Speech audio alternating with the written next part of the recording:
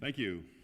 It's wonderful to be here this morning, and I would love to share a little bit about myself to you, because even though I've been here for almost a year, I've missed some Sundays here and there, and I haven't gotten a chance to know all of you very well.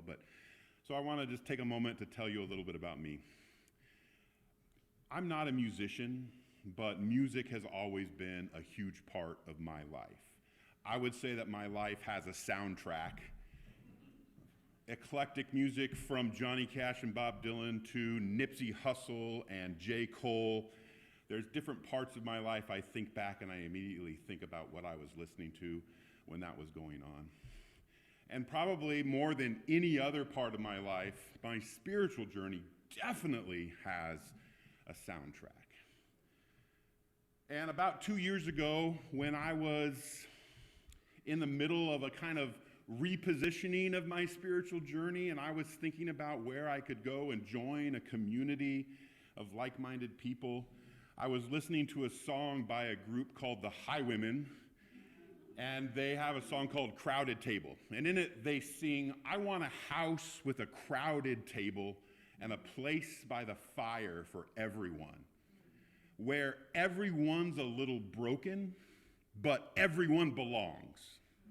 And I heard that, and it instantly inspired me to find that kind of community, an inclusive community that works together.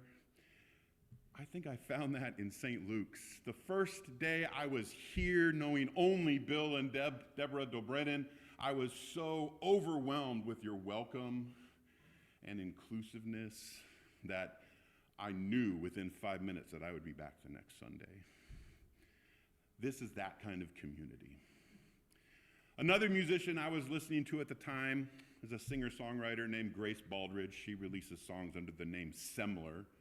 And in her song, Jesus from Texas, she writes, I grew up a preacher's kid cleaning up after communion.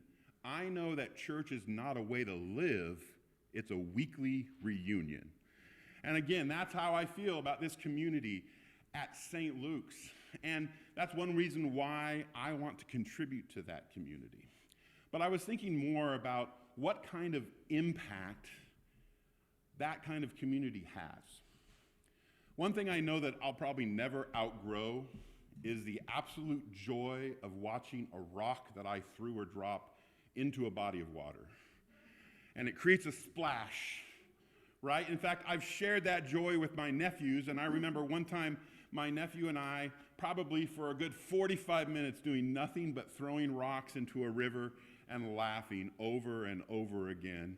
And I thought, you know what, this is probably a good time for me to share some avuncular wisdom with my nephew, so I knelt down and I said, watch what happens after you throw the rock into the river and the ripples that happen. And he was focused on that for about 3/4 of a second before he turned around to go find another rock. And so I got distracted and I started talking to his mother, my sister-in-law, and all of a sudden I heard, Uncle Kirby! And God bless him, he had a boulder about a third the size of him, and he said, Uncle Kirby, let's do this one. So of course we did, and of course the splash was huge, and the ripples tremendous. I think that our collective efforts in this community make the rock bigger. And we know the euphemism of ripples, and what that means is how things spread.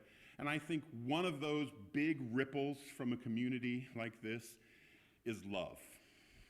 And as David Bowie wrote, it's a love that dares us to care for people on the edge of the night, and it's a love that dares us to change how we care for ourselves.